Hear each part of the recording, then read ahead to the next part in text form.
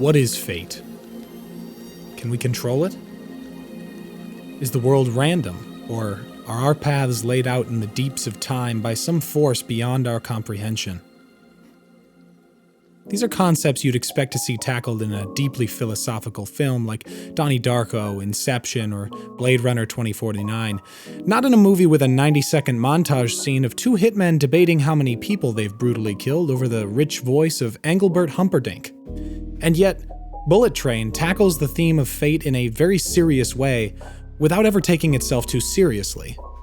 The movie is able to accomplish this deep thematic resonance underneath a neon action comedy exterior because of the way each of its characters embodies the theme: bad luck, good luck, rejecting fate, and accepting fate. Each person powers this theme train with a shovelful of character arc. Watching a trailer, you'd be forgiven for thinking this is a run-of-the-mill, never-watch-again action flick.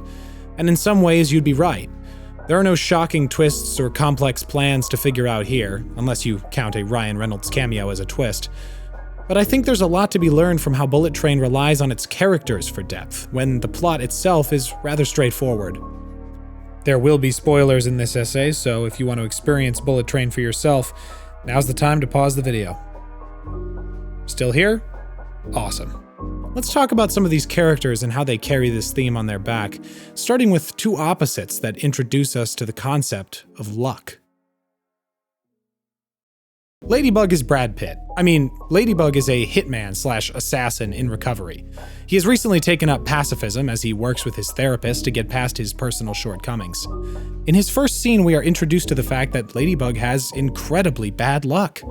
People around him randomly die, he loses things he very much needs, and his plans generally don't go, well, to plan.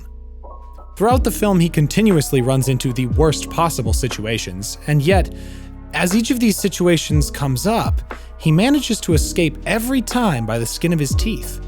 If he had good luck, he wouldn't be in any of these situations in the first place, but if he truly had bad luck, he should have died here, and here, and here, and here. But he didn't. Something is afoot here, and it isn't bad luck. He avoids death by Bad Bunny, survives a bite from a deadly snake and an injection of its venom, narrowly avoids being killed by the Japanese mafia, and against all odds survives every insane event the story throws at him. In spite of all his misfortune, he succeeds. The prince is also introduced to us through an immediate example of her luck.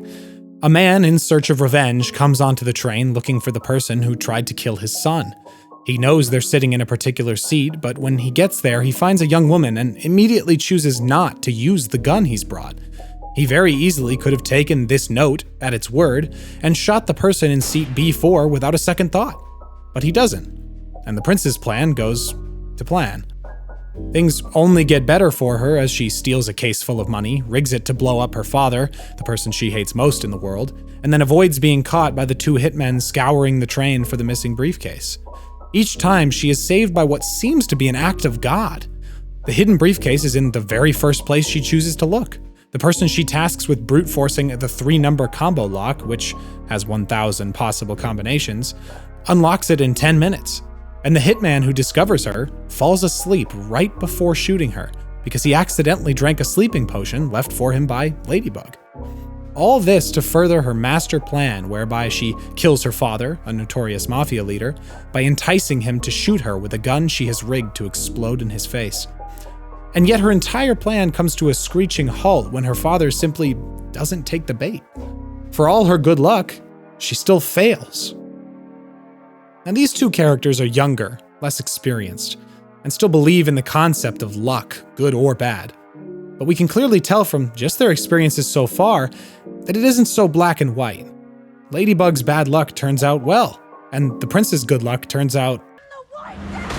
And just as these lines begin to blur, the film starts to push us toward two newer characters that represent the more complex concept of fate. The White Death is the scariest man in Japan. He immigrated from Russia, worked his way up the ranks, and then overthrew the strongest mafia family in the country. He terrifies all in his path. He's achieved his current life through hard work, devious intelligence, and reckless drive, lashing out against the world and taking what he wants. And yet, he has a deadbeat son, a daughter who hates him, and a wife who, because of his line of work, is now dead. He rages against fate and invites everyone who could have possibly been involved in his wife's death onto the train in an attempt to exact his revenge. In doing so, in trying to strike back at the force that so cruelly robbed him of his wife, he sets in motion the events that will lead to his doom. He attracts the attention of the Elder. The Elder is a man who cares about his family. He had a wife and son who he cared for more than anything. He worked his way up the ranks of the Minagishi crime family in order to provide for them. One day, a man from Russia appeared and sought to supplant him. He warned his superior not to trust this man as he began to realize the dangers of the life that he had chosen. He was right. The White Death took over the family, murdering Minagishi and murdering the Elder's wife. Only his son survived. He sought revenge for years, trying to find a way to strike back without endangering the last person he still had, but he was never given the opportunity. But now, he is suddenly drawn into this grand scheme, and his opportunity arrives. His patience pays off. He boards the train and immediately finds out his son has been shot, but is calm because he trusts that fate has not killed him. He then calmly waits for a wave of goons to board the train, who he dispatches easily because he knows he is here only to meet with the White Death.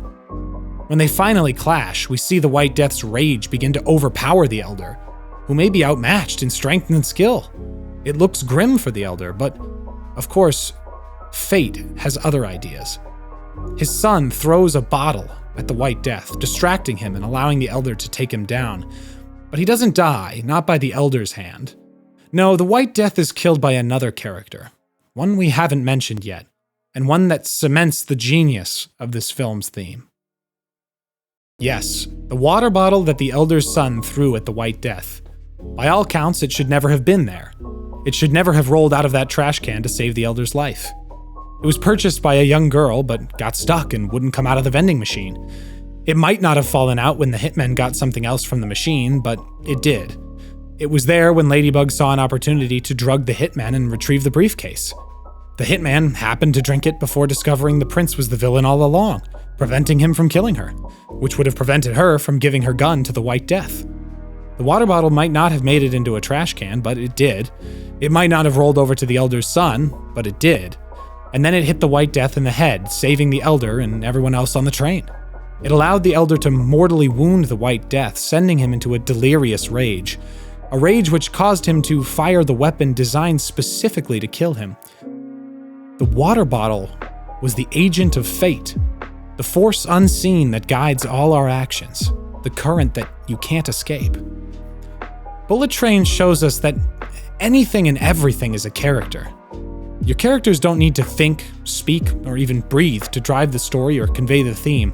They just need to represent an aspect of that overarching idea, that core concept you want the audience to leave thinking about.